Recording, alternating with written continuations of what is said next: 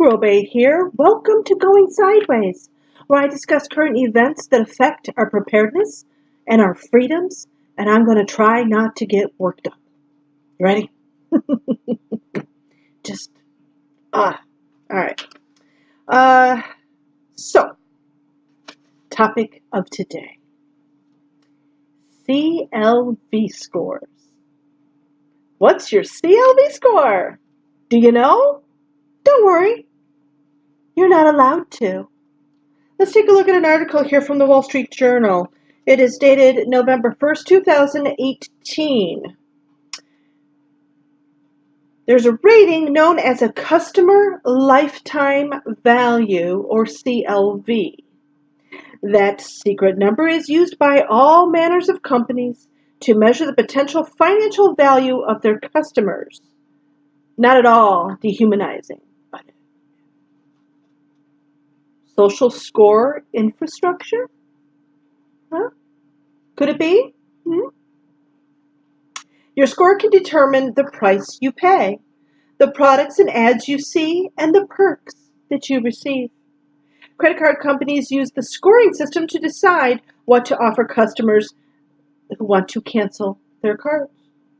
Wireless carriers route high-value callers immediately to the more skilled agents. So when you call a call center, which is what this title of this article is, on hold for 45 minutes, it might be your secret customer score. So wireless carriers route high-value callers immediately to their most skilled agents. At some airlines, a high score increases the odds of a seat upgrade. These days, sounds like that social scoring, the rewards that people get in China for having a good score, for being good citizens. Sounds like that infrastructure, doesn't it? Just saying. These days, companies are resorting to all sorts of data and scores. All sorts of data and scores to size up consumers and predict their behavior. Retailers use risk scores to try to limit merchandise returns and prevent e-commerce fraud. That's the excuse they're giving. Boy, that sounds familiar, doesn't it? Oh, it's just advertising, remember? Oh, it's just this. Oh, we use it for that, don't worry. Yeah. Everyone with a bank account, cell phone, or online shopping habits has at least one CLV score, more likely several. And most people have no inkling they even exist. It's not like they tell you, right? See, that's the other part of this. Were we informed about any of this by any of these companies? Hey, look, we're doing this? No, of course not. A score that affects our ability to interact and complete transactions with a company, we don't need to know a thing about that, huh? Yeah, I'm going to try not to get worked up here. So most people have no inkling they exist, let alone how they are used, what goes into them, or how accurate they are. You know how accurate your credit score is, right? Yeah.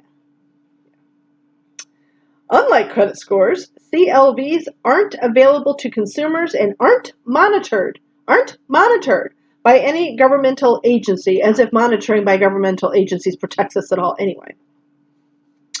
Yeah. Now, there are hundreds of analytics firms that calculate customer lifetime values, each with its own approach. So there's no consistency to this either. Some of them put a value on shoppers simply based on what they spend, while others use hundreds of data inputs, adding and deducting points for demographic information, such as zip codes. You know how you go to the store and they ask you what's your zip code, and you wondered why? Oh, it's for mailings, and it's for this, and it's for just us keeping, what our demographics are. Oh, you thought that's all it was. Oh, now you know better. Now you know better. Or behavioral details, such as the number of returns they make or when they shop. Always give misinformation at the stores. I have for years. I tell them all kinds of crazy stuff, okay? And I don't feel bad about it because this is dehumanizing. It is disrespectful. I mean, just pick a word. This is how you treat your customers? Really? I've said this before. Throw a wrench in their works. Show them who the boss is. And the other reason why I give information is I will not enable my own slavery. I just won't. I won't. I tell them all kinds of stuff. My favorite email is NONSA, pick a number like 68 or something, at gmail.com. No NSA. That's right. But I tell people my email address is. I give them the wrong address. I give them my phone number. Oh, can I have your phone number? It's a phone number that was disconnected probably when I was, 18 years old?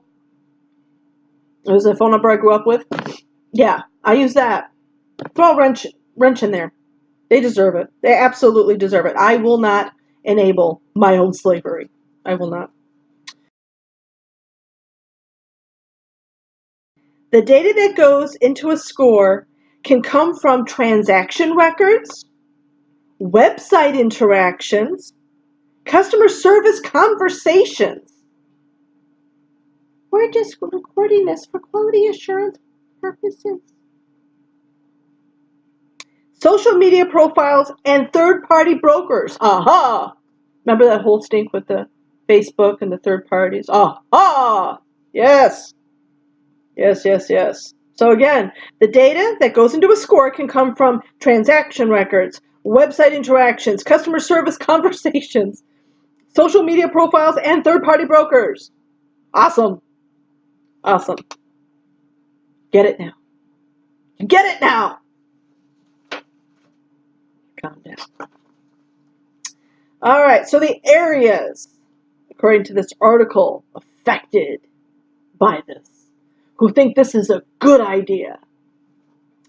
Phone service, for example, Verizon and Sprint, are specifically mentioned in the article. Apparel, especially online retailers, websites, you know how they ask for your location? Now you know why. You see it now. And we have cars, vehicles, leasing, buying vehicles, air travel, credit cards, everything. So, how stupid do they think we are? Huh?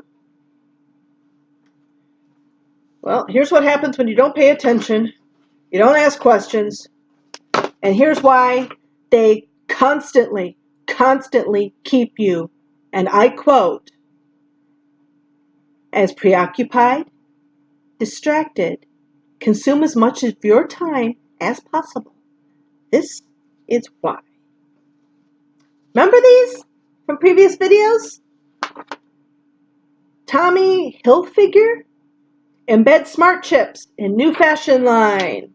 Facebook asks banks to share customer information.